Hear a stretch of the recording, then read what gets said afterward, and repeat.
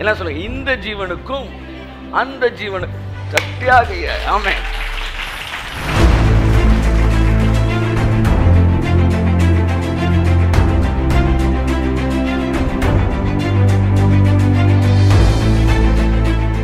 உங்கள் எண்ணங்கள் சரியான தேவனுடைய வார்த்தையில் இணைக்கப்பட்டிருக்கட்டும். மறந்துவிட வேண்டாம். 2 பேதுரு 1ஆம் அதிகாரம் 3ஆம் வசனம். ஜீவனுக்கும் தேவபக்திக்கும் வேண்டிய யாவற்றையும் அது தருகிறது. இன்னொரு இடத்துல இருக்காது, எங்கன்னு தெரியல. இன்னொரு இடத்துல என்ன வசனம் இருக்கு, இந்த ஜீவனுக்கும் இனி வரப்போகிற ஜீவனுக்கும். 1 தீமோத்தேயு 4:8 வாசிப்போம். 1 தீமோத்தேயு 4:8 எடுத்து. சரீர முயற்சி அற்ப பிரயோஜனம் உள்ளது. அற்ப பிரயோஜனம். இங்க பாருங்க, இந்த உலகத்துல புத்திசாலித்தனமா உட்கார்ந்து திட்டம் போட்டு தீர்மானம் எடுத்து அப்படி பண்ணி இப்படி பண்ணி அப்படி பண்ணி இந்த ரொம்ப சிந்திக்கிறவங்க வாழ்க்கையில மேல வந்து நான் பார்க்கல.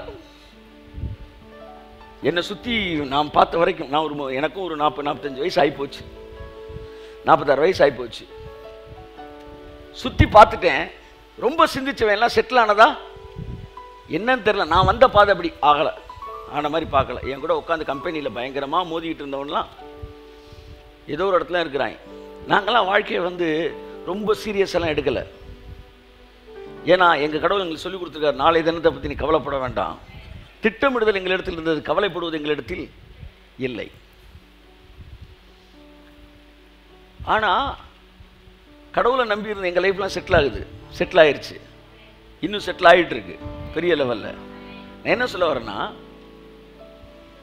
சரீர முயற்சி அற்ப பிரயோஜனம். அடுத்து தேவபக்தியானது. கை தூக்குங்க. தேவபக்தி. இங்கே வந்திருக்கவங்க எல்லாம் யாரு? நீங்களாம் யாரு? தேவபக்தினா ஐயோ பாவம். அந்த அம்மா அந்த பைபிளை தூக்கிட்டு டெய்லி அந்த வந்து திங்கக்கிழமை ஞாயிற்றுக்கிழமை ஆனால் சர்ச்சுக்கு போயிடும். திங்கக்கிழமை ஆனால் வந்து சனிக்கிழமை ஆனால் ரிவர்ஸில் வரும். சனிக்கிழமை ஆனால் சுத்திகரிப்பு ஜபத்துக்கு வந்துடும், காத்திருப்பு ஜபம். வெள்ளிக்கிழமை ஆனால் உபவாச ஜபத்துக்கு வந்துடும். வியாழக்கிழமை பெண்கள் கூட்டத்துக்கு வந்துடும். புதன்கிழமை பைபிள் ஸ்டடிக்கு வந்துடும். செவ்வாய்க்கிழமை என்னது சுயவெறுப்பு ஜபம் ஏதாவது ஒன்று வச்சுருப்பாங்க, பேர் வைக்கிறதுக்கு. திங்கக்கிழமை வந்து இதனால தான் புருஷக்காரையும் பாதி பேர் ரசிக்கப்படாமலே இருக்கிறது. இப்படியே நீ போயிட்டு அங்கேயே போயிடுமா, இங்கே எதுக்குமா வர்ற? இப்படி 7 நாளும் போகுது. பைபிளை தூக்கிட்டு விக்கு நடப்பாங்க. நான் பார்த்துருக்கேன். முக்காடை போட்டுட்டு இங்கே சர்ச்சுக்கு போகிறதுக்கு முன்னாடியே முக்காடை போட்டுருவாங்க. எனக்கு அவங்கெல்லாம் ரொம்ப பிடிக்கும். அதனால தான் எனக்கு ரொம்ப கோபம் வரும். ஏன்னா எங்கள் குடும்பத்தில் நான் அப்படி பார்த்துருக்கிறேன், அவ்வளவு வந்து கடவுளோடு நெருங்கி நடப்பது. ஆனால் என்ன சொல்ல வரேன்னா, சினிமா பார்க்குறேன், காரில் போய் சினிமா பார்க்குறாயா? நீ சர்ச்சுக்கு போகிற உச்சி வெயிலில் போறியடா, நடந்து போயிட்டு இருக்க நீ.